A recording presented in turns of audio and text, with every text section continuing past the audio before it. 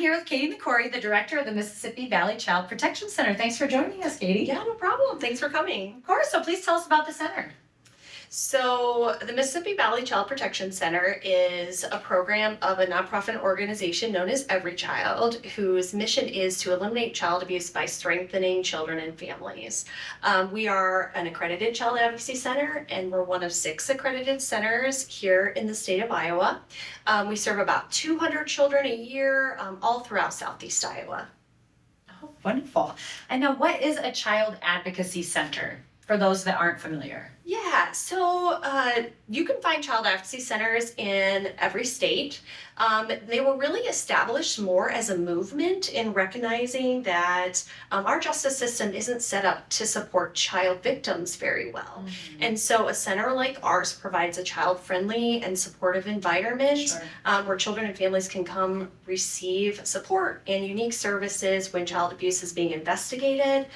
Some of the services we provide here include forensic interviews, special medical exams, advocacy services, and really, like I said, our goal is to provide support for that child and family from the start of the investigation all the way through prosecution. Yeah. Well, what an important service to have right here. And now, what is new at the center? So last year we hired a medical director, and our medical director specializes in child trauma and child abuse. And so that really got us thinking more strategically about how we can serve children in the community in different ways, not just when there's child abuse being actively investigated. And what we know is that trauma and things like substance exposure, we're talking about drugs and alcohol, really impact child development. So it got us thinking, how can we address these issues? How can we support these children and families? And so we've established a new set of services, which we're calling child health assessment services. And really any child birth to 18 can be referred into those services. And what we're looking at doing is assessing and identifying unique concerns and issues related to exposure to trauma or substance abuse, connecting those children and families with resources in the community to help address those needs, and really providing education and support for caregivers while they're supporting their children. Sure. And how do families access your services?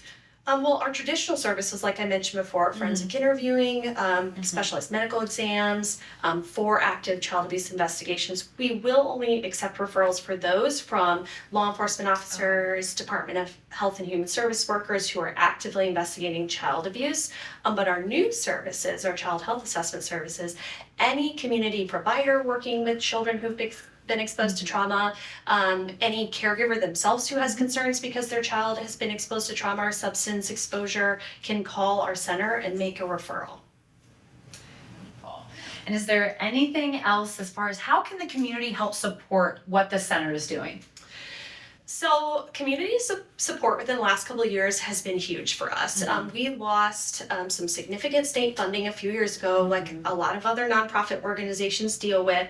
And so we've really relied on local support through grant funding, fundraising, community events, spreading awareness. You can support our center by just in general, talking about our services, doing some awareness around the community about child abuse. You can also donate directly to our center, either through a one-time donation or be a monthly donor through our nonprofit organization's website at foreverychild.org/donate.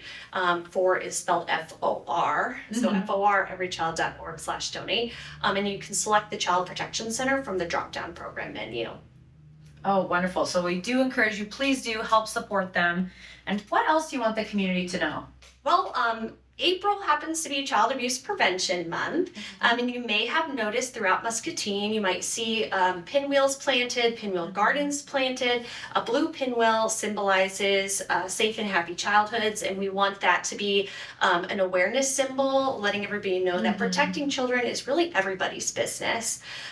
Pearl City Popcorn, I'm going to put a plug in for them because they're actually selling blueberry cheesecake popcorn this month, which is really delicious, and $2 from every bag goes back to our center. So they're donating that to our center. Oh, that's wonderful. And plus it's tasty popcorn, so you really can't beat that. It's a perfect match. It's so good.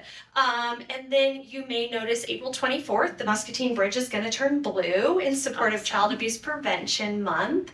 And then beyond that, what I want to leave everybody with is that, again, protecting children is everybody's business. When you suspect child abuse, you should report it. So anytime you have suspicion that a child's being abused or neglected, you should call the Iowa Department of Health and Human Services Child Abuse Hotline and your local law enforcement.